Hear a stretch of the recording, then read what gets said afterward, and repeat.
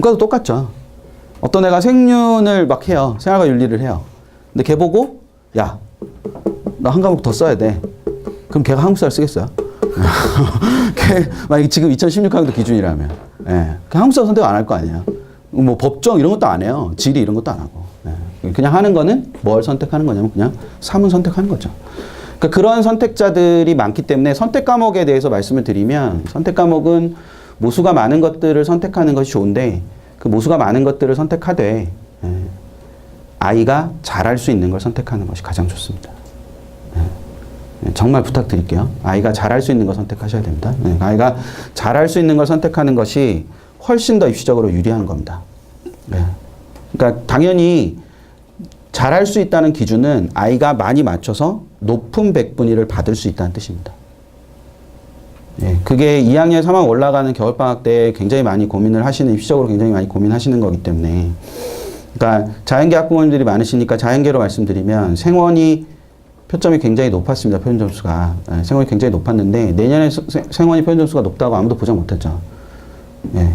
그리고 저희 기관이 예상하고 있는 점수로는 지금 변환 표준 점수의 그러니까 100분위 100에 대한 변환 표준 점수가 68.38 정도 나올 것 같은데 그 68.38이라는 변환 표준 점수가 나올 거예요. 100분위 100이면. 이게 이제 무슨 말인지 못 알아들으시면 곤란한데. 표준 점수를 반영하는 학교에서 대부분 탐구는 변환 표준 점수라는 걸 활용합니다. 그리고 변환 표준 점수는 그 아이가 그 과목에서 받은 100분위 점수를 활용하는 겁니다. 그래서 선택 과목과 관계없이 100점을 받은 애들은 100분위 100점을 받은 애들은 모두 똑같은 점수를 반영을 하는 거죠. 그걸 지금 예상을 했을 때 과탐의 변환 표준 점수 만점이 68.38 정도가 될 것 같은데 생원 받은 애는 원래 자기 그 R 표준 점수라 그러는데 R 표준 점수가 76점이거든요, 지금. 생원의 최고점이. 그럼 걔는 대학 들어갈 때는 76점에서 68.38점으로 깎이는 겁니다. 그런 개념을 생각하셔야 되는 거거든요. 그래서 표준 점수가 높은 과목을 선택하시는 게 아니라 아이가 잘할 수 있어서 많이 맞을 수 있는 과목을 선택하시는 게 가장 좋습니다. 그리고 서울대 조합은 이제 문과 한국사 조합은 없어지는 거지만 이과 원투 조합은 여전히 존재하는 거기 때문에 원투 과목을 과탐을 해야 갈 수 있고 투투 가산점이 주어지는데 투투를 얼마나 많은 아이들이 할지는 아직은 미지수입니다. 내년 4월에 가봐야 투투 비율이 어느 정도 되는지를 알 수 있을 겁니다. 그래서 그거 생각하시면서 사실은 입시 환경에 대한 얘기는 거의 다 제가 지금 드린 거예요. 거의 다 드린 거고 그래서 투투 선택자가 얼마나 될지 모르겠지만 걔네가 좀 변화를 가져올 수도 있죠. 가져올 수도 있으니까 그거는 생각을 한번 해보시고 지금 이제 선택을 하셔서 준비를 하셔야 되는 상황이니까요. 그런 상황이니까 탐구는 그런 기준에 의해서 그러니까 아이가 잘할 수 있고 아이가 좋아하는 과목, 그러니까 좋아해야 잘할 수 있는 거니까 그렇게 해서 준비를 하시면 될 것 같습니다. 원래 제가 준비한 PT는 여기부터인데요. 저기 물음표가 있죠. 3학년이 된다는 것하고 물음표가 있어요. 입시생이 되는 거예요. 그쵸? 3학년이 되는 건 입시생이 되는 거고 애들은 이렇게 하죠. 두려움과 걱정이 많아요. 그래서 두서가 없어지죠. 그리고 귀가 얇아져요. 고마워. 앞에 친구가 고개 끄덕끄덕 해줬어요. 그 귀가 얇아진다는 건 뭐냐면 그 옆에 애가 논술 학원 다닌다 그러잖아요. 그러면 이제 나도 논술해야 되는 게 아닌가? 뭐 이런 생각을 하게 돼요. 근데 이제 또 뒤에 애가 종합전형 써야 된다 그래서 자소서 쓰려고 막 그러면 나도 자소서 써야 되는 거 아닌가? 뭐 이런 생각을 막 하게 됐죠. 그래서 귀가 막 얇아지게 돼요. 그러면 이제 그리고 또 하나 이 결정적으로 이런 생각을 많이 하죠. 수시보다 정시가 많다. 뭐 다들 알고 계시죠? 수시보다 정시가 많다는 거 잘 알고 계십니다. 근데 정시는 수능으로 가는 거니까 재생이 강하다. 그러면 재학생인 나는 뭘 할 거밖에 없는 거야. 수시로 가는 것밖에 없는 거죠. 그렇죠? 그러다 보면 자소서 쓰고 뭐 논술학원 다니고 뭐 여기저기 다니면서 막 수시 원서 컨설팅 받고 뭐 그렇게 해서 수시를 다 떨어지고 나면 아무것도 할 수 있는 게 없어요. 그렇죠? 수시 이후의 전략이 부재한 겁니다. 이렇게 해서 많은 고3들이 이 학원 저 학원으로 이제 가는 거죠. 그렇게 가는 겁니다. 그래서 이렇게 느낌표로 바뀌었잖아요. 그러니까 저렇게 하면 안 된다는 거죠. 3학년이 된다는 거는 겨울방학에 자신의 경쟁력을 점검하는 걸 해야 된다는 것이 굉장히 중요한 겁니다. 그래서 경쟁력을 입시적으로 바꿔서 말씀드리면 전형 요소라는 이름으로 바꿀 수 있는데, 그러니까 자기한테 존재하는 전형 요소라는 것이 어떤 것이 있는지를 확인하는 것이 되게 중요하다. 그랬을 때 저 경쟁력, 다른 말로 전형 요소는 지금 현재 입시에서는 5가지가 있습니다. 예. 그 5가지의 전형 요소들 가운데서, 저렇게 5가지가 있죠. 저 5가지의 전형 요소들 가운데서 일단은 선택을 하시기 전에 점검을 해보시는 거예요. 내신이라는 전형 요소가는 어느 정도인지, 그 다음 비교과는 어느 정도인지, 뭐 이런 거를 점검을 해보시는 거죠. 그러니까 활동을 어떤 것들을 했는지, 뭐 이런 것들을 점검을 하는 거고, 그 다음에는 저 점검이 끝나고 나면 경쟁력을 선택을 하시는 겁니다. 즉, 전형 요소를 선택을 하시는 거죠. 저 5가지 전형 요소 중에 하나를 선택하시는 건데, 2학년에 이어서 3학년도 이렇게 입시교실에 계시는 분들이 많이 계시네요. 다르게 해야 될 텐데. 자, 여기서 보시면 저렇게 5가지가 있는데요. 보통 이렇게 해석하시거든요. 여기 다 끊어서, 여기를 끊어서, 요거는 정시, 요 앞에는 수시 이렇게 해석을 하시거든요. 저렇게 해석을 하시는데, 그런 해석은 옳지 않습니다. 그러니까 제가 오늘 그 친구한테도 그랬는데, 연대 원주 의대는 어때? 이렇게 물어봤어요, 그 친구한테. 그랬더니 이제 그 친구가 연대 원주 의대도 그렇게 뭐 내키진 않는다고 그러더라고요. 그래서 공부 좀 해요. 공부 좀 하는 친구예요. 뭐 국수영탐으로 하위 누적으로 98점 몇 % 정도 나오는 친구니까 뭐 공부 아주 못하진 않죠. 이것도 모르시면 안 되는데. 그 성적표에 보면 나와요, 누적이. 그래서 그러니까 상위 1.7 정도 되는 친구였던 것 같아요. 아까 그 친구가. 상위 1.7 정도. 그 전국에서 자연계열 전체에서 상위 1.7% 정도 되는 친구더라고요. 그래서 근데 원주는 어때? 라고 얘기를 했더니 이제 그냥 뭐 그렇다고. 그래서 너는 앞으로 어떻게 공부를 할 거야? 그랬더니 그거 알아보러 왔어요. 그러더라고요. 그래서 그러니까 네 생각을 얘기해 보라고 그랬더니 뭐 내신에 좀 더 신경 써야 될 것 같다고 그러더라고요. 그 내신도 한 1.8 정도 되는 것 같아요. 그래서 이제 그 친구한테 네가 지금 2번 남은 그 기말고사까지 다 보고 왔더라고, 그 친구는. 그래서 2번 남은 시험 동안 네가 올려봐야 1.5인데 1.5 가지고 의대를 교과 100%의 수능 최저가 없는 의대를 가기는 쉽지 않을 것 같다. 근데 예를 들어서 연대 원주를 생각해 보면 연대 원주는 세계 등급합 1이거든요. 연대 원주 의대 교과 전형이 세계 등급합 1은 있을 수가 없죠. 세계 1등급이에요. 그러니까 세계 등급합 3이에요. 그러니까 세계 등급합 3인데 신촌도 세계 등급합 3인데 신촌은 이제 국수형 세계 등급합 3이고요. 연대 원주는 국수형탐 중에서 상위 세계 등급합 3이에요. 2016학년도에 바뀌었어요. 2015학년도까지는 똑같았고. 그러다 보니까 거기에 교과 전형으로 붙는 애들을 내신이 좋은 애들이라고 말하기는 조금 어려운 면이 존재하는 거죠. 그러면 연대 원주 의대를 수시로 교과 전형으로 가는 애는 사실은 교과보다는 뭐가 더 높은 아이인 거죠. 수능이 더 높은 아이인 거야. 근데도 그건 수시잖아요. 그쵸? 수능을 잘하는 게 정시와만 관련된다고 생각하시면 안 돼요. 그러니까. 그리고 입시는 수시만도 아니고 정시만도 아니잖아요. 입시는 수시와 정시를 합쳐서 입시라고 부르는 거잖아요. 그래서 결론은 수시로 대학을 가든 정시로 대학을 가든 그 친구가 갈 수 있는 가장 최선의 대학을 가면 입시는 성공을 하는 거야. 네, 그렇기 때문에 저 5가지를 도식적으로 앞에 4개는 수시고 뒤에 하나는 정시다. 이런 구조로 해석하시면 안 돼요. 그런 구조로 해석하시는 게 아니라 저 5가지의 경쟁력 중에서 이런 거죠. 옆집에는 내신으로 대학을 갔대요. 그러면 이제 우리한테도 뭐가 되게 중요한 것 같아요. 내신이 되게 중요한 것 같잖아요. 아랫집에는 논술로 대학을 갔대요. 그러면 이제 논술이 또 중요하잖아요. 그쵸? 근데 윗집에는 수능으로 대학을 갔다는 거죠.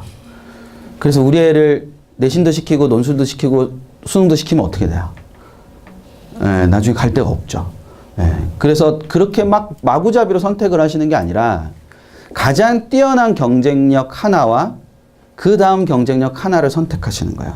즉, 저 5가지 중에서 경쟁력은 2개면 돼요. 그러니까 전형 요소는 총 2가지가 필요해요. 아이들한테. 근데 하나는 지금 보시면 1+1처럼 돼 있는데 저걸 저렇게 만들까 말까 되게 고민 많이 했는데 뭐 끼워 파는 것 같아가지고 좀 그래서 근데 하나가 되게 크잖아요. 하나가 좀 많이 크고 하나가 좀 작아도 되는 거죠. 제일 안 좋은 경우는 저거 2개 합쳐서 100인데 50, 50인 게 제일 안 좋아요.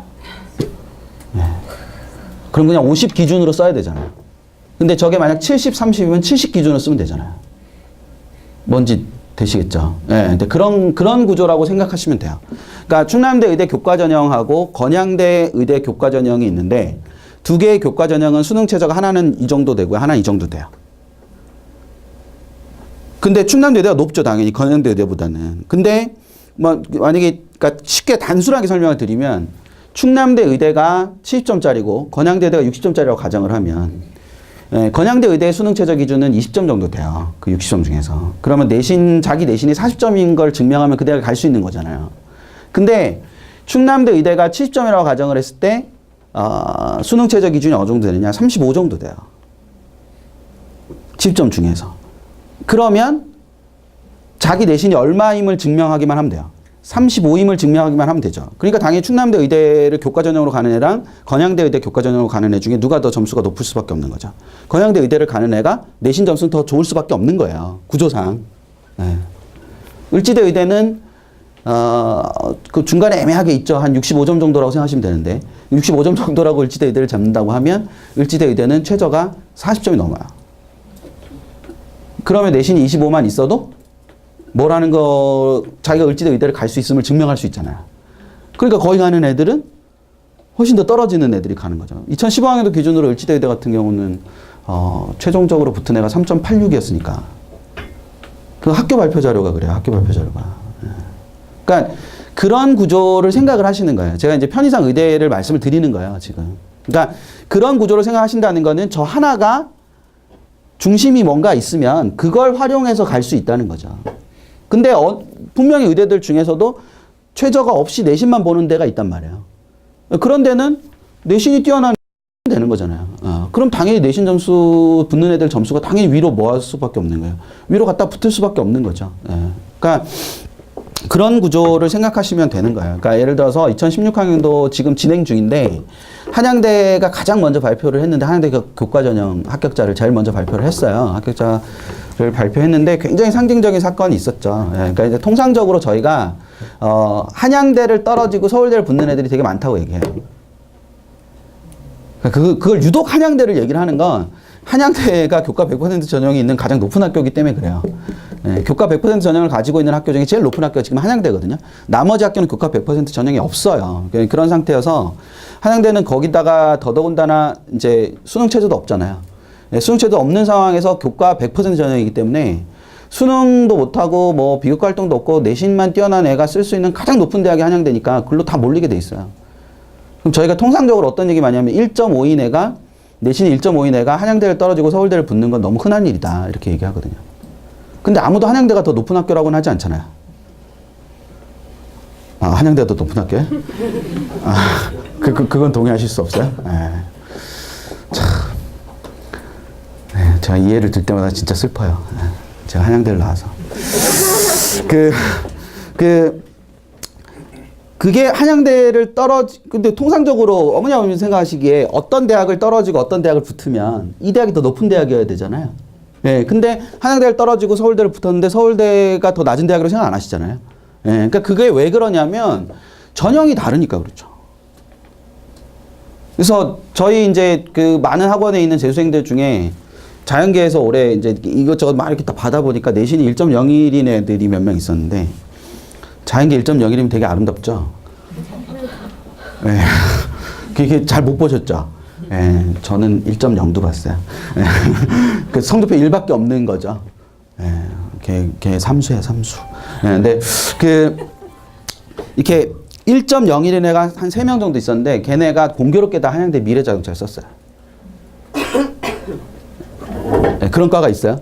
한양대 미래자동차라고. 네. 셋 다 떨어졌어요. 네, 최초합으로 한 명도 안 됐어요. 네, 그러니까 1.00만 지금 붙어 있는 상태겠죠. 네, 걔네 나중에 추합으로 갈 거예요. 네, 별 걱정은 안 하는데. 그러니까 그게 그런 현상이 발생할 수밖에 없는 이유가 있다는 거죠. 그러니까. 네. 그러니까 걔는 이 큰 일 하나밖에 없는 거죠. 그러니까. 1.00인 애들이 이 큰 일 하나밖에 없는 거니까 다 어디로 몰린 거야. 한양대로 몰린 거죠. 한양대로, 그러니까 1.00 정도 되니까 미래자동차를 쓰는 거죠. 만약에 그게 1.05 정도 되면 미래자동차를 못 쓰겠죠, 애들이. 불안해서. 그럼 더 내려오겠죠. 그럼 밑에 있는 과들이 또 점수가 오르겠죠. 그래서 한양대가 상위 6개 대학 중에서 유일하게 입결을 정말, 가장 빠른 시일 안에 가장 아주 대대적으로 공표하는 학교가 한양대잖아요. 지금 홈페이지에 가보시면 3년치 입결 자료 다 있어요. 네. 근데 보시면 내신이 막 교과 전형 보시면 아름다워요. 막 이렇게. 자연계인데 1.5가 넘어가는 과가 없어요. 그것도 합격자도 아니고 등록자 80% 평균인데. 네. 등록한 애들 80% 평균인데 자연계가 1.5 넘어가는 애들도 없어요. 그러니까 한양대는 자랑할 만하죠. 그것만 보면 한양대 거의 서울대급인데. 뭐 자연계 1.12가 평균이고 막 이러니까. 중어 중문과 전 2015학년도 결과가 1.05인데 제 기억에 지금 제 기억이 맞는지는 잘 모르겠지만 그러니까 아이들이 가지고 있는 지금까지 가지고 있는 거에서 선택을 하셔야 되는 거야.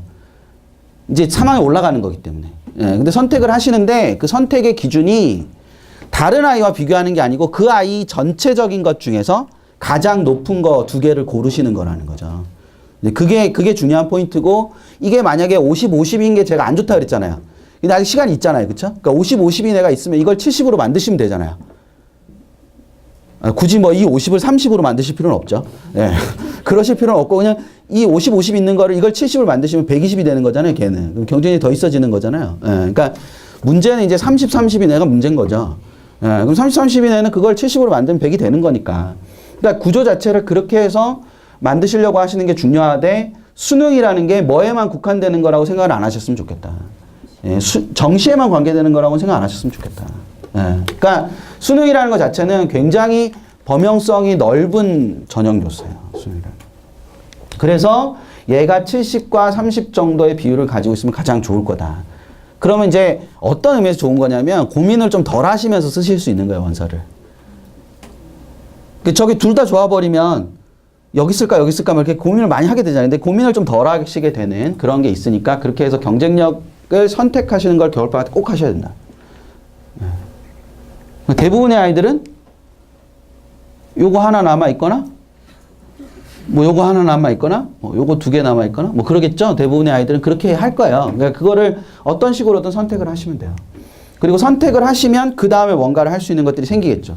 근데 3학년이 된다는 것은 저 5가지의 전형 요소들 가운데 할 수 있는 게 수능밖에 없어진다는 의미와 같아요. 예, 이게 되게 중요해요. 예, 3학년이 된다는 것은 저 5가지의 전형 요소들 가운데서, 그러니까 전형 요소라고 말씀드렸어요, 제가. 전형 요소들 가운데서 더 뭔가를 만들어낼 수 있는 게 수능밖에 남지 않는다는 것을 의미하는 거다. 예. 즉, 교과와 비교과를 3학년에 와서 더 뭔가 강하게 이렇게 만들어낼 수는 없을 가능성이 훨씬 더 높다는 거죠. 그래서 결과적으로 2학년 때까지 만들어진 경쟁력을 선택하는 것 자체가 중요한 거고, 그 이후에 뭔가를 해야 한다면 당연히 뭐를 중심체계로 넘어가야 되는 거다. 수능 중심체계로 넘어가야 되는 거다. 많은 고3들이 그 생각을 하지 않기 때문에 실패하는 거예요. 즉 학교 현장에 가서 제가 고3 애들 만나서 야 너네는 재수생들보다 왜 수능을 못하니 이렇게 물었을 때 애들이 맨날 하는 얘기가 그런 거야. 형들은 한 번 더 해봤잖아요. 뭐 이런 거야. 야 그거 말고 그러면 아 형들은 할 수 있는 게 수능밖에 없어요. 이렇게 얘기하거든요. 그럼 제가 이제 되묻죠. 너네는 할 수 있는 게 뭐가 있냐고. 그럼 뭐 중간고사도 봐야 되고 뭐 그럼 네가 중간고사 보면 내신이 얼마나 올라가는데 그럼 이제 그때부터 말을 안 하죠 애들이. 그럼 뭐 2.5인 애가 중간고사 기말고사 열심히 봐가지고 1.5를 만들 수 있어요? 2번 시험 남았는데 2.5인 애가 열심히 했어요. 그래서 2.1을 만들었어요. 그럼 2.5 내신 2.5인 애가 쓰는 수시 원서랑 내신 2.1인 애가 쓰는 수시 원서가 달라요? 제가 장담할게요. 한 장도 안 다를 거예요. 6장 중에서. 그러니까 그게 아니라 수능 중심의 학습 체계를 가는 거예요. 늦었다고 생각할수록 더 열심히 하면 되죠. 네. 그 제가 늘 고3 설명할 때는 꼭 드리는 말씀인데 저희 재수생 애들 이렇게 있으면 물어보죠. 제가. 저나 소장님이 물어보세요. 야, 너네는 작년에 너네 같은 애들을 두려워했던 걸 생각해보면 어때? 이렇게 물어봐요. 애들이 재수생이 두렵다고 그러잖아요. 그래서 야, 너네 작년 이맘때쯤 너네 같은 애들을 두려워했던 거에 대해서 어떻게 생각하니? 그러면 애들이 막 웃어요. 왜 그랬을까요? 뭐 이런 표정으로 앉아가지고 똑같은 거예요. 그러니까 그게 별로 재수생들이 가지고 있는, 물론 간절함은 좀 더 있겠죠, 걔들이. 그러니까 수능 중심 학습 체계를 가져야 되는 가장 큰 이유는 좀 전에 제가 말씀드렸죠. 재학생이 이런 걸 할 수 있다는 환상에서 깨시는 거예요. 네, 재학생이 이런 것들을 할 수 있는 게 아니고요. 재학생도 결국 수능밖에 없어요. 그러니까 수능을 열심히 해야 된다는 것은 이런 걸 말하는 거예요. 입시의 기준은 수능이고 입시의 기준이 수능이라는 말이 곧 정시로 대학을 간다는 말은 아니다. 자, 다시요. 입시의 기준이 수능이긴 한데 수능이 중요하다는 것이 정시로 대학을 간다는 뜻은 아니다라는 거예요. 이런 거죠. 이렇게 A 학생과 B 학생이 있어요. 대학 서열이에요. 이거 이제 다들 마음속에 있으시겠죠? 아, 없으세요? 너무 길어요? 뭐 대한민국에 대학이 많으니까 길어야죠. 대한민국 대학이 200개 정도 되는데 이 정도 있는데 얘네들 다 내신 경쟁력이 저 정도 돼요. 저게 뭐 수치상으로 어떻게 된다고 말할 수는 없고 그냥 요 정도 대학을 갈 수 있는 거예요. 내신으로. A도 요 정도, B도 요 정도. 근데 A는 수능을 이만큼 해요. B는 수능을 이만큼 해요. 자, 누구한테는 내신이 쓸모가 없어요. A한테는 내신이 쓸모가 없잖아요. 그러니까 이걸 이렇게 물어보시면 안 된다고. 저희 아이가 내신이 이 정도인데요. 내신 경쟁력이 있나요? 이렇게 물으시면 안 된다고. 그러니까 저희 같은 사람들한테 와서 이렇게 저희 아이가 내신이 이 정도인데요. 내신 경쟁력이 있나요? 이렇게 물으시면 당연히 저희가 뭐라고 여쭤봐야 되냐면 수능은 어느 정도 해요? 이렇게 여쭤봅니다. 그러면 대부분의 아버님들 정말 죄송한데 그러면 이제 어머님들은 말씀해 주시거든요. 근데 대부분의 아버님들은 아니 내신으로 어디까지 갈 수 있냐고요. 이렇게 말씀하신다고. 아니 그거보다 더 중요한 게 수능이 어느 정도냐가 더 중요하다니까요. 그럼 저도 지고 싶지 않으니까 계속 여쭤봐요. 그 수능이 어느 정도 하냐고요, 얘가. 계속 여쭤본다고요. 그러면 이제 저랑 싸우시는 것밖에 없어요. 그럼 화내고 나가시고.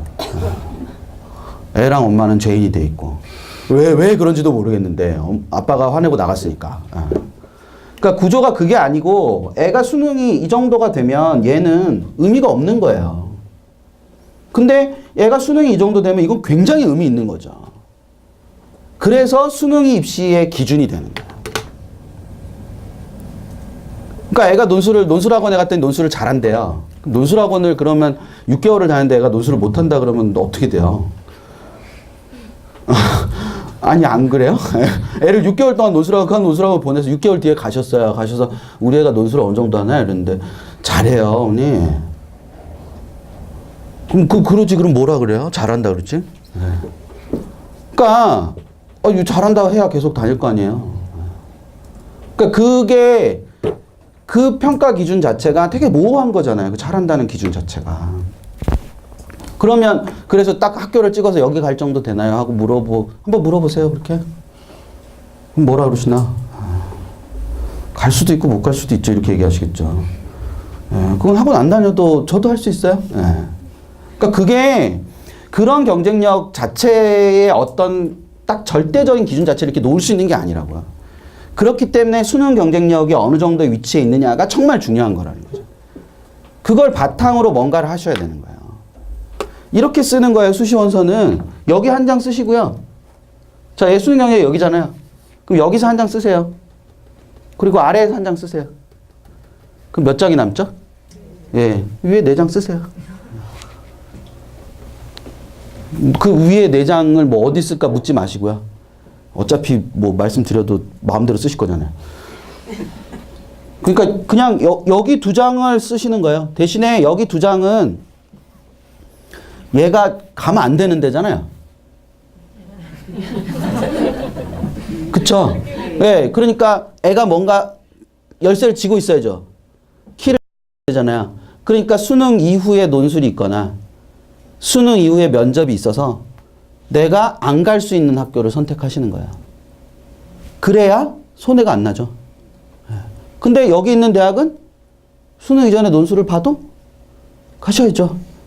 거기만 가면 땡큐인데. 예. 그러니까 그렇게 되는 거예요. 그러니까 여기가 여기 있을 때랑 여기 있을 때랑 되게 다른 거잖아요. 그쵸? 예. 그러니까 문과 상위권이다. 문과 상위권이다. 그러면 아름다운 그림은 뭐예요? 여기가 무슨 급이면 돼요? 서성한급이면 돼요. 여기가 서성한급이면 서성한에서 하나 쓰고 중경에서 하나 쓰고 그럼 원서 4장 남죠. 근데 학교 몇 개 남았어요? 3개 남았잖아요. 서영고 3개 남았잖아요. 예, 원서가 남죠. 예. 그래서 집부인은 아무것도 없는 것 같은데 막 연대 종합 쓰고 막 이러잖아요. 예. 그게 아름다운 그림이죠, 당연히. 이과는 아무리 잘해도 그런 아름다운 그림이 안 나와요. 의대가 많기 때문에 전국에. 의대가 많기 때문에 원서 장수가 모자라요. 예. 상위권 올라가면 올라갈수록. 예. 중상위권으로 내려오면 모자라지 않죠. 왜냐하면 선명하니까. 위로 올려도 의대 못 쓰고 그냥 공대 써야 되니까. 그게 선명한데 상위권으로 올라가면 올라갈수록 의대가 점점 많이 눈에 보이는 거예요. 근데 원서 장수는 정해져 있으니까 훨씬 더 이과는 고민이 많이 되는 거예요. 문과는 사실 굉장히 고민이 덜한 거죠. 근데 원서를 그렇게 쓰시면 얘가 쓰는 원서랑 제가 쓰는 원서랑 다르죠. 내신 똑같은데 얘가 쓰는 원서랑 제가 쓰는 원서랑 다르잖아요. 그리고 고민하는 대학도 다르고. 그러니까 여기 위에서 4장, 원서가 4장 남았는데 학교가 한 20개 남았다. 얼마나 괴롭겠어요. 20개 중에서 4개를 고르려면. 그렇다고 위에서 4개를 고를 수도 없는 거고. 중간중간 하나씩 빼면서 골라야 될 거 아니에요. 그러니까 그런 상태가 있기 때문에 수능 경쟁력을 어느 정도까지를 만드느냐라는 것 자체가 굉장히 중요한 거다. 그리고 3학년들이 이것밖에는 할 게 없기 때문에 더더욱 그렇다. 라는 생각을 하실 필요가 있는 거죠. 예. 그러니까 그런 상황에서 그 수능의 위치라는 것 자체가 바로 이거죠. 애들이 받는 성적표죠. 예. 보통 다른 데서 이렇게 끄덕끄덕 해주시던데. 예. 이게 안 보시나 봐요, 애들. 학교에 가보세요. 있어요, 이거. 예. 애들이 안 갖고 온다고 그냥 가만히 계시면 어떡해요. 학교에 가보셔야죠. 예. 저희 3학년 그 윈터스쿨 그 모집 기준이 모의고사 성적표인데 학부모님 전화하셔가지고 모의고사 성적표가 없대요. 2학년 때 본 게. 1학년 때 거밖에 없다는 거죠. 그래서 말이 되냐고 그 학교는. 한 번도 시험을 안 본 게 어딨냐고. 그랬더니 한 번도 안 봤다는 거예요. 봤겠죠. 잘 떠올려 보세요. 애가 일찍 집에 온 날을. 당연히 봤겠죠. 이거 뭐 어디 책상 구석에 처박혀 있겠죠. 학교 가면 원본 있을 거예요. 그래서 확인해 보세요, 원본. 자, 이 성적표가 있는데 이 3학년, 그러니까 제가 2학년 PT에는 이 성적표가 없어요. 오늘 2학년 있고 3학년 있는데 2학년 PT에는 저 성적표 없었는데 3학년 PT에만 저게 있는데 3학년은 저게 되게 중요해요. 그리고 2학년, 3학년 올라가는 친구들 같은 경우는 많은 학교는 10개? 저 성적표가. 적은 학교는 4개가 있을 거예요. 예. 1학년 때 2번, 2학년 때 2번. 그러니까 많은 학교는, 지방에 있는 많은 학교들은 5번 보는 친구들도 있거든요. 시험을. 그래서 요게 4장에서 10장 사이가 있으실 거예요. 오늘 가서, 학생들 몇 명 있으니까 학생들이 꼭 해봐야 되는데, 되게 슬픈 일이지.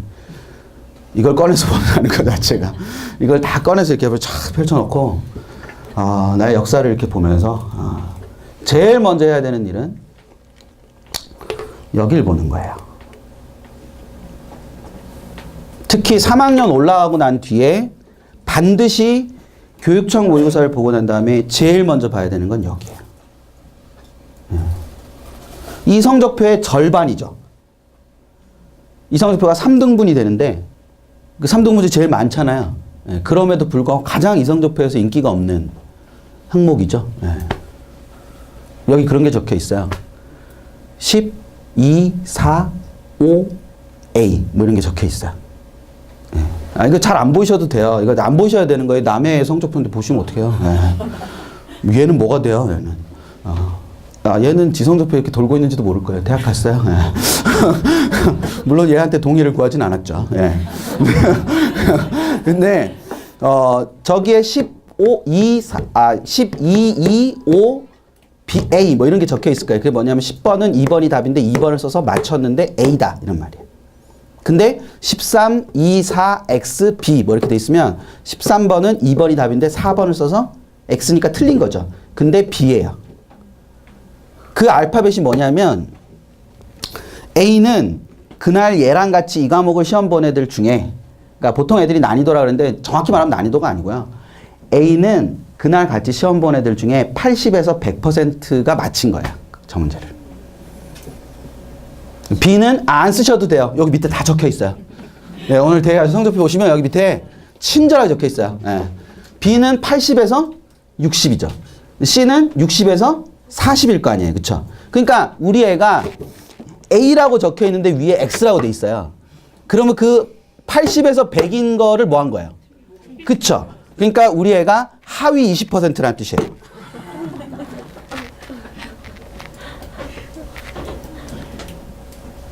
그러니까 그게 되게 슬픈 일이죠. 근데 대부분의 이거 보시라고 부탁드리면 대부분의 학부모님들이 뭐만 열심히 보시냐. 2에서 몇 개 맞췄나. 2 있잖아, 2. 2는 정답률이 0에서 20이거든요. 그러니까 거기서 몇 개 맞췄나. 그리고 거기서 몇 개를 더 맞추면 2를 몇 개를 더 맞추면 애가 되는가. 뭐 이런 걸 보신다고요. 2는 정답률이 20% 미만이니까 그걸 맞추면 상위 20% 같이 보이지만 찍어서 맞은 거예요. 그리고 전국 애들을 대상으로 시험을 봤는데 전국 애들을 대상으로 시험을 봤는데 20%밖에 정답률이 안 나오면 문제가 있는 거죠. 그렇잖아요. 그런 문제가 나올 리가 없어요, 선생님. 그걸 맞히는 게 아니고 ABC에서 안 틀리는 게 중요한 거예요. 그러니까 제일 중요하게 해야 되는 작업은 ABC에서 X인 걸 다 찾아서 다 풀어보는 거예요. 그리고 다음번 시험부터 목표는 몇 점을 받더라도 어디서 틀리지 않는 거예요. ABC에서 틀리지 않는 거예요. 그런 애들이라야 D를 질문할 자격이 있는 거예요. 그럼 애들이 맨날 그러겠죠. 이건 왜 틀렸어? A인데 왜 틀렸어? 야, 80% 이상이 맞췄다니 너는 왜 틀렸냐? 그럼 애들이 뭐라 그래요? 네, 실수했다고.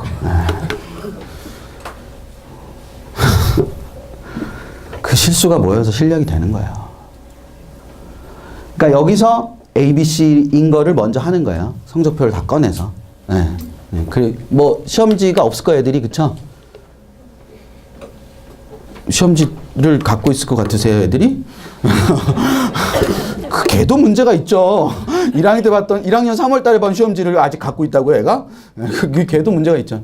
그 교육청 홈페이지에 가시면 다 있어요. 네, 교육청 홈페이지에 가면 전부 다 있어요. 연도별로 최근 뭐 5, 6년 것까지 다 있어요. 다 있으니까 그거 다운 받으셔서 보시게 하는 거예요. 두 번째 저성벽소에서 보실 거는 여기죠. 대부분의 학부모님들께서 정말 의미 없는 저 옆에 있는 걸 보시죠. 저 옆에 등급이 있어요, 등급. 등급이 정말 의미 없거든요. 정말 부탁드릴게요. 너 이번에 시험 몇 등급이야? 이렇게 하지 마세요. 아니, 예를 들어서 애가 3월 달에 시험을 봤는데 88% 3등급이었어요. 88%면 3등급이잖아요. 근데 88% 3등급이었어요. 5월 달에 시험을 봤는데 애가 2등급이 된 거예요. 점수가 올랐죠. 그냥 그러고 넘어갔는데 나중에 성적표를 다시 봤더니 89% 2등급인 거예요. 그럼 88%랑 89%는 차이가 많이 나요. 애들 보통 100분이 5에서 10은 왔다 갔다 엄청 잘하는데 아무 의미 없는 거잖아요. 제가 제일 싫어하는 고등학생이 제 설명회 들으시는 분들은 아시겠지만 제가 제일 싫어하는 고등학생이 너 어느 정도 해? 라고 물었을 때 등급 얘기하는 애고요. 걔보다 더 제가 막 그냥 끝장 보는 애가 어떤 애냐면 너 어느 정도 해? 높은 3이요. 이런 애예요. 그럼 제가 진짜로 싫은 소리 잘 못하는데 걔는 진짜 끝장을 보거든요. 왜 높은 3이라는 게 나오는지 아세요? 높은 3? 이게 서울에만 있는 현상 같아요. 제 생각에. 제가 지방 가서 이런 얘기하면 애들이 막 되게 저런 애가 있어. 막 이런 표정으로 들어요, 애들이. 그 지방 애들은 순박한 거지. 그러니까. 근데 꼭 서울 애들만 그래요. 높은 3이라고. 그러니까 나는 87% 3등급인데 옆에 짝은 79% 3등급인 거예요. 그러니까 나는 8로 시작하는데 얘는 7로 시작하잖아요. 그러니까 얘랑 같은 취급을 받는 게 너무 기분이 나쁜 거야. 그래서 너는 어느 정도에 높은 3이야. 이렇게. 그럼 얘가 왜 문제냐면 얘가 자각이라는 걸 하고 공부를 하려고 할 때쯤 되면 꼭 2등급이 나오거든요. 이 정도는 안 되겠다. 너 공부를 해야 되겠는데 하고 공부를 딱 살라 그러면 2등급이 나와요. 당연히 걔가 나오는 2등급이 90점 아니면 89점 2등급이에요. 100분 이상으로. 그럼 걔가 저한테 와서 뭐라 그러겠어요? 시험 어떻게 봤어? 잘 봤어? 예, 잘 봤어요. 그래? 어느 정도 나왔어? 2등급이야. 절대 낮은이라고 안 해요. 그 2등급이라고 그러지 누가 걔가 저한테 낮은이라고 그래요. 그러니까 70% 후반이나 80% 초반에 있는 3등급 애들은 물어보면 그냥 3등급이라고 그래요. 그리고 자기가 공부 되게 못한다고 생각해요. 되게 열심히 하죠. 근데 그 성적, 꼭 유독 그 성적대에 있는 애들만 자기 높은 3이라고 그러고 자기 공부 잘하는 애라고 생각하고 자기가 공부를 안 해서 그렇지 하기만 하면 잘한다. 그래서 공부를 해보려고 하면 2등급이 나오는 거야. 그럼 그게 무슨 의미가 있어요? 87%에서 90% 사이로 왔다 갔다 하면서 2, 3등급 왔다 갔다 하는 게. 그러니까 아무 의미 없는 숫자인 거죠, 이게. 오히려 더 중요한 건 100분위가 훨씬 중요하다. 100분이라는 것은 아이의 상대적 위치를 가장 잘 보여주는 거기 때문에. 여기 있는 이 표준 점수도 별로 중요하지 않아요. 여기 있는 이 표준 점수라는 거는 시험에 따라서 계속 바뀌는 거기 때문에 그게 중요한 게 아니에요. 100분이 훨씬 중요한 거예요. 제가 좀 전에 탐구 선택할 때 뭐가 높이 나올 수 있는 과목을 선택하셔야 된다 그랬어요. 100분위가 높이 나올 수 있는 과목을 선택하셔야 된다 그랬어요. 표준 점수가 아니라 표준 점수 시험 난이도에 따라 달라지는 거니까. 그러니까 그 구조에서 저 100분위를 보시는 게 중요하고 그 다음은 여기죠. 예. 3월만 여기 있고 4월 이후는 요렇게 옆으로 한 칸 오죠. 예, 저거 이제 남의 성적표지만 좀 보셔야 돼서 예, 제가 키워드릴게요. 예. 예, 이렇게. 자, 저 성적표를 보시는 방법. 제가 처음 저걸 봤을 때 저게 뭔지 몰라가지고 되게 헤맸죠. 그래서 애가 상담하러 왔는데 제가 아무 생각 없이 저기 100분이라고 적혀 있어서 아무 생각 없이 네 수학 100분이랑 영어 100분이를 더한 다음에 나누기 2 하면 저게 나와 그랬는데 안 나오더라고요. 그래서 그때 멈췄어야 되는데 그 밑에 또 국수형 보고 또 야, 3개 더한 다음에 나누기 3 하면 저게 나와 그랬는데 또 안 나온 거죠. 성적표 뒤에 보면 저거에 대한 설명이 적혀 있어요. 뒤에 깨알같이 글 이런 거죠. 수학이랑 영어의 표준 점수를 더했어요. 얘의 수학과 영어의 표준 점수를 더해서 그날 시험 본 애들을 다 줄을 이렇게 세운 거야. 만약에 제일 높은 애가 275다. 근데 우리 애가 260이다. 그럼 275, 274, 273 이렇게 쭉쭉쭉 쓸 거 아니에요. 그럼 우리 애도 쓰겠죠. 뒤에 애들 쫙 쓰겠죠. 그래서 전체를 쫙 세워놓은 다음에 저 뒤에서부터 몇 퍼센트인가 세보니까 96.5%라는 거예요. 그럼 앞에서 몇 퍼센트예요? 3.5%가 되는 거죠. 그러니까. 되셨어요? 네. 그러니까 이게 응시인원이고 이게 이제 하위 누적이라는 건데 얘와 같이 수학과 영어를 보내는 199,917명이라는 거야. 걔들 중에 얘는 하위 96.5%를 한 거죠. 100에서 저걸 빼면 상위 누적이 나오는 거야. 그러니까. 그럼 상위 몇 퍼센트를 한 거다? 3.5%를 한 거다. 근데 국수형이 되니까 어떻게 돼요, 얘가? 국수형이 되니까 상위 7.63%로 바뀌죠. 국어를 엄청 못하죠. 이렇게 보시는 거예요. 저 성적표 저렇게 보시는 게 되게 중요한 거예요. 그러니까 국어의 100분이랑 상관없어요. 얘 국어 되게 잘하는 애요. 국어 1등급이었어요. 국수형 중에 국어를 제일 잘하는 애요, 얘가. 근데도 얘가 왜 저런 형태를 갖느냐? 수영을 쟤만큼 하는 애들 중에 국어를 못하는 거예요, 그러니까 확 밀리는 거잖아요. 근데 쟤 무슨 공부만 하고 있을 것 같아요? 수영만 하고 있을 거예요. 그러니까 이 성적표를 그런 식으로 보시는 거라고요. 얘가 수영과로 갔더니 94.3이죠. 그나마 국어보단 뭘 잘하는 거야? 과학을 잘하는 거예요. 근데 과학도 못하는 거예요. 그렇잖아요. 네. 그래서 그나마 국수형 괄호 가면 그나마 쟤보다 더 나게 되는 게 많은 애들이 뭐 과학을 열심히 안 하고 국어를 열심히 안 하기 때문에 저 4개 조합으로 가면 성적이 저만큼 좋아지는 거예요. 그러니까 저걸 보시는 거예요. 그래서 첫 번째는 과학 이 구조를 갖고 각 과목별로 취약점을 보시는 거예요. 그 다음 두 번째는 이 밑에서 두 번째 조합이요. 국수형과 조합이요. 이 조합을 통해서 뭘 보시냐면 이 조합을 보시면 4.26%잖아요. 그쵸? 예, 4.26%가 돼요. 그러니까 제가 국수형 괄호 대학을 갈 테니까 대부분 그러면 4.26% 정도가 되는 거다라고 해석을 해도 오시는 거예요. 다음 달에 또 시험을 봤어요. 그럼 하위 누적 말고 상위 누적으로 항상 개념을 생각하셔야 돼요. 왜냐하면 저게 모집단 숫자가 계속 바뀌기 때문에 저 밑에 있는 인원수가 저 끝에 있는 인원수가 계속 바뀐단 말이에요. 시험 때마다. 지금 시험 안에서도 바뀌잖아요. 예, 시험 안에서도 계속 바뀌기 때문에 저 계속 바뀔 거예요. 그러니까 위에서 앞에서부터 세시는 게 맞는 거지. 뒤에서 세시면 등수가 계속 달라져요. 그러니까 앞에서 세시는 건데 그 이제 어쨌거나 그 누적을 기억을 하시는 거예요. 그래서 저희 같은 사람들 만나실 때 저희 애는 상위 몇 % 정도 되는데 이렇게 말씀하시는 거예요. 근데 내신이 어느 정도 되는데 그럼 이 내신 쓸모가 있나요? 이렇게 물으시는 거예요. 저희 애가 상위 2% 정도 되는데 내신이 1.7인데 내신이 쓸모가 있나요? 이렇게 물으시는 거라고. 그럼 애가 당연히 2.7%에서 이렇게 가만히 움직이지 않겠죠. 뭐 어떤 때 시험 봤을 때 1.7%인데 어떤 때는 막 3% 이렇게 왔다 갔다 할 거 아니에요. 그러면 당연히 그런 걸 많이 보신 분들은 절대 저희가 2% 정도 되는데 이렇게 안 하세요. 잘 볼 때는 몇 %인데요. 못 볼 때는 몇 %까지 봐요. 이렇게. 그러니까 이게 애들이나 다 똑같다니까요. 애들도 질문을 하는 거에 따라서 애가 공부를 많이 했는지 덜 했는지 알 수 있거든요. 예.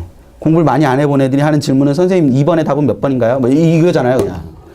이따가 소장님 말씀하실 거예요. 예. 근데 공부를 하면 할수록 그런 질문 안 하게 돼요. 예. 그러니까 그런 것처럼 똑같은 거예요, 입시도. 그래서 정말 잔인한 일이지만 100분의 상위 누적을 응시인원에 곱하면 전국 석차가 나오는 거예요. 다시요. 상위 누적 값이 나왔잖아요. 그거를 100으로 나누면 이제 소수점으로 만드시는 거잖아요. 저 위에 걸로 계산이 편하게 저 위에 걸로 수형으로 하면 3.5%죠. 그러면 0.035죠. 맞지 않나요? 예, 그럼 0.035에다가 199,917을 곱하면 수치가 하나 나올 거 아니에요. 그게 걔 전국 등수인 거예요. 이번 시험에. 그럼 계속 그 등수를 이렇게 하면 우리 애가 어디서부터 어디까지 움직이는지 알 수 있겠죠. 그러니까 저희 같은 사람들 만나셔도 아니면 학교 선생님들한테 가셔서도 저희 애가 전국 몇 등부터 몇 등 사이인데 그러면 딱 나올 거 아니에요. 애가 어디를 갈 수 있는지. 그렇게 고민을 하셔야 된다고요. 그러면 아까 제가 경쟁력 중에 하나나 두 개를 뭐 해야 된다고 말씀드렸어요. 선택해야 된다고 말씀드렸잖아요. 그러면 내신이랑 수능을 선택했다. 근데 내신으로는 20번째 대학 갈 수 있고 수능으로는 18번째 대학 갈 수 있다. 그럼 뭘 더 키워주셔야 되는 거예요? 수능을 더 키워주셔야 되는 거예요. 근데 그게 내신으로는 18번째 대학을 갈 수 있는데 수능으로는 20번째 대학밖에 못 간다. 그러면 얘는 뭘 더 키울 수 있는 거예요? 내신을 더 키워서 16번째 대학이나 이런 정도 선으로 맞추실 수도 있는 거잖아요. 아니면 선택을 하시는 거죠. 18번째 대학 정도를 갈 수 있으니까 이건 그냥 두고 수능을 더 해서 뭐 수능으로 18번째나 16번째를 가게 만들겠다. 이렇게 하실 수도 있는 거고. 그거를 하나를 선택을 하셔야 된다고요. 어떤 거에 주력할 건지. 그게 고2에서 고3 올라갈 때 선택 과목 정하는 것보다 훨씬 더 중요한 거예요. 선택 과목은 지가 한 거, 잘하는 거, 아니면 고3 가서 할 거, 그걸 정하면 되잖아요. 그냥 학교에서 하는 거 이런 거. 그러니까 어떤 선택 과목이 불리하다 이런 게 아니기 때문에. 그러니까 그런 경쟁력을 정하시기 위해서 노력하시는 게 훨씬 더 중요해요. 그러니까 어떤 게 포인트인지 자꾸 생각하셔야 된다는 거죠. 그러니까 그런 생각 전체적인 계획 없이 입시라는 건 수시와 정시를 다 합치는 거예요. 수시로 갈 수도 있고 정시로 갈 수도 있는 거예요. 근데 정시가 뒤에 있으니까 당연히 뭐까지 간다고 생각하고 준비하시는 거예요. 정시까지 간다고 생각하고 준비하시는 거예요. 근데 정시로 여기를 갈 수 있는데 근데 나중에 원서 쓸 때 보니까 정시로 여기를 갈 수 있는데 수시로 여기를 갈 수 있다 그러니까 그럼 당연히 뭐 하셔야 되는 거예요? 수시 원서 쓰셔야 되는 거죠. 그러니까 그런 개념 자체를 잡고 있는 게 굉장히 중요하다라는 거. 그걸 생각을 하시는 거예요. 그래서 수능이 되게 중요한 거고 그럼 수능이 왜 중요한가? 그러니까 수능을 어떻게 공부를 해야 되는 건가? 성적이 이렇게 오르면 좋죠. 예. 다 저 정도 계시는군요. 예. 저기선 또 올라갈 수 없어요. 수능은 이제 끝이 있는 공부니까. 이렇게 성적이 이렇게 안 올라요. 절대. 성적은 이렇게 오르죠. 실력만 이렇게 올라요. 이게 되게 중요해요. 실력이 이렇게 오른다는 게. 실력은 이렇게 오르는데 점수는 이렇게 올라요. 그러면 이제 한 번만 대답해 주시면 돼요. 네. 여기 A라는 애가 있어요. 여기 B라는 애가 있어요. 누가 더 실력이 좋아요? 여기 A라는 애가 있고요. 여기 B라는 애가 있어요. 점수, 보라색이 점수라 그랬잖아요. 그러니까 얘랑 얘는 점수는 같죠. 예, 근데 여기 A가 있고 여기 B가 있어요. 누가 더 실력이 좋아요? B가 더 좋죠. 예, 누가 더 행복하겠어요? 둘 다 불행해요? 아니에요. 둘 다 불행해하지 않아요. 절대 애들은. 여기 있는 애랑 여기 있는 애 중에 누가 더 행복하겠어요? 왜요? 막 올라가서요? 자기 실력보다 잘 나오잖아요. 지가 갖고 있는 거 점수 막 그린 게 아니에요. 며칠 동안 제가 심혈을 기울여서 그린 거예요. 잘 보시면 A는 실력보다 점수 잘 나오잖아요. B는 실력보다 점수가 안 나오잖아요. 위에 가니까 더 커지죠, 이게. 더 커지잖아요. 실력보다 점수가 안 나오는 게. 여기 밑에는 실력보다 점수가 안 나오긴 하지만 여기로 가는 순간 실력보다 점수 잘 나오고 실력보다 점수 안 나오고 실력보다 점수 잘 나오고 실력보다 점수 안 나오는데 이 격차가 더 커지잖아요. 그게 올라가면 올라갈수록 그러니까 애들이 점수가 올라가면 올라갈수록 공부가 재밌어요? 재미가 없어요? 재미가 없는 거예요. 재미없는 시간이 길어지는 거죠. 얘는 여기서부터 재미없잖아요. 막 그린 게 아니라니까요. 얘는 여기서부터 재미가 없잖아요. 근데 얘는 여기서부터 재미가 없죠. 얘는 여기서부터 재미가 없잖아요. 그러니까 공부를 잘하는 애랑 못하는 애 중에 누가 더 고통스러운 거예요? 못 들으셨어요. 얘가 잘해요, 얘가 잘해요. 얘가 잘하잖아요. 얘가 더 고통스럽다니까요. 얘는 지가 아는 거는 많이 아는데 점수가 안 나오잖아요. 그러니까 재미가 없죠, 공부가. 근데 얘는 지가 아는 거보다 점수가 훨씬 잘 나오죠. 행복하죠. 공부가 재밌죠. 애가 집에 와서 엄마 요즘 공부가 너무 재밌어. 칭찬해 주시면 안 된다니까요. 얼마나 아는 게 없었으면. 이제 막 공부가 재밌어요. 그러니까 이게 기본적으로 가지고 있는 생각 자체가 그렇게 가셔야 되는 거란 말이죠. 그러니까 당연히 애들 오늘 집에 가셔서 애랑 게임 얘기해 보세요. 그럼 애들 게임도 그래요. 레벨이 딱 올라갔을 때 제일 재밌어요. 근데 막 하다 보면 애들이 막 회의를 느끼죠. 이걸 계속 해야 되나. 그러면 딱 레벨을 뭐 해줘요? 올려줘요. 그럼 또 새로운 게 나오니까 재밌죠. 새로운 아이템이 막 나오니까. 그렇게 하다가 또 막 한참 하다 보면 지겨워요. 관둘까? 근데 이때까지 한 것도 있고 본전 생각도 나니까 계속 하게 된단 말이야. 그러면 또 뭐 하게 돼요? 또 레벨을 올려줘요. 그게 공부와 게임의 차이죠. 게임은 알아서 지가 레벨을 계속 올려줘서 계속 하게 만드는데 공부는 알아서 올려주진 않는. 또 하나의 차이는 이 구간이 길다는 거죠. 그게 공부와 게임의 가장 큰 차이야. 애들이 기다릴 수 있는 기간까지만 딱 구간을 정해놓는 게 게임인 거고, 공부는 애들이 기다릴 수 있는 기간을 넘치는 거야. 그러니까 애들이 공부를 하는 게 힘들고 공부가 정직하지 않다고 생각하는 거죠. 그러면 이 기간이 길다. 그럼 이 기간은 얼마인가? 저 정도 되는 거예요. 3부에서 소장님 말씀하실 텐데 저 정도 기간이 되는 거예요. 그러니까 저 정도 기간을 끊임없이 수능 공부를 할 수 있어야 돼요. 그래야 수능이라는 것에 대해서 어느 정도로 할 수 있게 돼요. 근데 수능 공부를 한다는 건 여기서 시작해서 저기까지 간다는 거잖아요. 그럼 2, 3개월을 서너 번을 한다는 거잖아요. 바꿔 말하면 애가 공부가 재미없어 엄마라는 말을 앞으로 적어도 몇 번 이상을 해야 되는 거예요. 2번 이상은 해야 되는 거예요. 근데 한 번도 안 하고 고3을 나면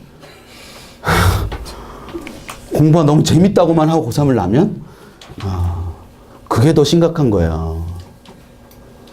그러니까 그 시기를 거쳐가야 되는 거죠. 그러니까 여기서 해야 되는 거랑 여기서 해야 되는 거랑 여기서 해야 되는 거랑 여기서 해야 되는 게 뭐 하겠어요? 다 다르겠죠. 다 다르니까 여기서부터 여기까지를 완전하게 한 번을 할 수가 있어요, 없어요? 완전하게 한 번 할 수가 없는 거예요. 그러니까 공부는 완전하게 한 번에 하는 게 아니에요. 그 내신이나 그렇게 하는 거죠. 수능 공부라는 건 완전하게 한 번에 하는 게 아니고, 한 번에 완전하게 하는 게 아니고, 불완전하게 여러 번 반복하는 거예요.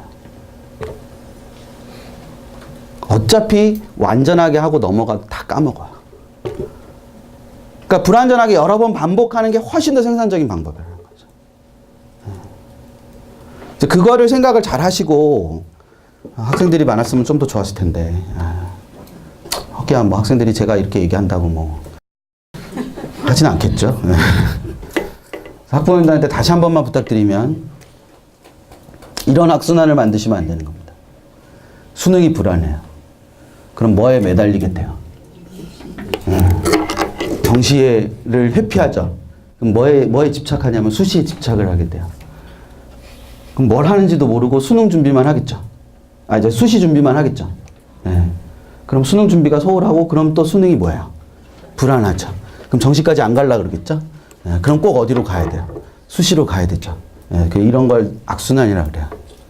근데 수능을 준비를 했어요. 정시를 기대하게 되거든요. 그럼 정시를 기대하게 된다는 얘기는 당연히 정시에서 내가 어느 정도 선이 될 거니까 그거보다 더 높은 데를 지원한단 말이죠. 수시로. 그런 걸 전략적 지원이라 그래요. 근데 그게 너무 높은 거니까 내가 안 될지도 안 될 거라는 것도 아니까 그렇게 막연하게 너무 많은 기대를 하지는 않겠죠. 그럼 다시 수능 준비를 하겠죠. 저렇게 가는 거예요. 저런 방식으로 가야 되는 거예요. 그래서 어디까지 끝까지 보고 가셔야 된다는, 정시까지 끝까지 보고 가셔야 된다. 되셨죠? 그래서 그 부분을 생각을 잘 하시고 전체적으로 준비를 하시는 게 훨씬 더 도움이 되실 겁니다. 그러니까 정말 부탁드리건데 정시까지 보고 가신다고 생각을 하시고 제가 꼭 그 마지막으로 딱 한마디만 하면 제가 앞에서 이제 놓치고 왔는데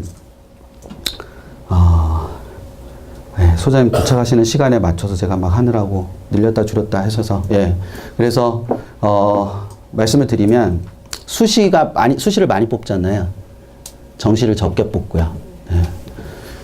정원은요 우리 애가 쓸 수 있는 정원만 정원이에요. 정말 부탁드릴게요. 그리고 다시 집에 가서 계산해 보세요. 수시가 정시보다 많은지. 자, A라는 대학이 수시를 70명 뽑고 정시를 30명 뽑아요. 그러면 수시가 2배가 넘죠. 근데 그 70명 정도 되는 정원을 적어도 2개 이상의 전형으로 나누어 가질 거예요. 보통 대학은 4개 정도로 나누어 갔죠. 그럼 4개 정도로 나누어 가졌어요. 그래서 15명, 15명, 20명, 20명 이렇게 뽑아요. 그럼 우리 애가 4군데를 다 써요?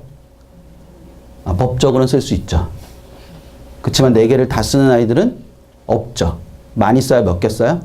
2개 써요. 그러면 20명짜리 2개를 썼어요. 그럼 몇 명이죠? 40명이에요. 정시는 몇 명이에요? 30명이에요. 그 대학 수시 정원 40명이잖아요. 우리한테는. 그렇지 않나요? 근데 만약에 우리 애가 15명짜리 정원에 하나밖에 못 써요. 그럼 수시 몇 명이에요? 15명이잖아요. 하나밖에 못 쓰면. 정시 몇 명이에요? 30명이죠. 뭐가 많아요? 정시가 많죠. 서울, 좋아하시는 서울대로 말씀드릴까요? 서울대로 말씀드리면 서울대는 전체 정원의 거의 80%가량을 수시로 뽑아요. 근데 수시 전형 딱 2개예요. 지균이랑 일반 전형이랑. 수시 주균은 딱 각 학교에 2명 써요. 그럼 여기 계시는 학부모님이 다 한 학교 학부모님이라고 가정을 하면, 일반고의 한 학부모님이라고 가정을 하면, 여기에 총 한 학년 학생이 250명이라고 가정을 하면, 250명 중에 서울대 지균 쓰는 애 딱 2이죠. 그럼 248명은 대상 없죠. 그리고 그 학교가 일반고가 맞다면 대부분의 학교에서 서울대 수시 일반전을 많이 써야 20명을 써요. 많이 써야. 1단계를 통과하는 게 아니고 그냥 원서를 쓰는데 의의를 두면 20명 쓴다고요. 그럼 정말 많이 잡아서 20명 잡았어요. 그러면 248명 중에 20명 빼면 248명이 뭐예요? 228명이잖아요. 예, 제가 국어 선생이라 그래요. 예. 228명이잖아요. 그쵸? 그럼 228명한테 서울대 수시는 정원이 있어요? 서울대는 정시 100% 학교예요. 서울대 정원은 문이과 합쳐서 766명인 거예요. 왜냐하면 걔네가 서울대를 갈 수 있는 방법은 정시로 가는 방법밖에 없으니까. 잘 잡으셔야 된다니까요. 정말 수시가 많은지. 수시라는 건 다른 트랙으로, 여러 트랙으로 아이들을 뽑는 거예요. 그 아이들을 합치니까 당연히 많죠. 근데 우리 애가 그 트랙에 다 지원할 수 있는 게 아니잖아요. 그러니까 그 부분을 꼭 생각하시고 정시까지 꼭 염두에 두시고 준비를 하셨으면 좋겠고요. 네.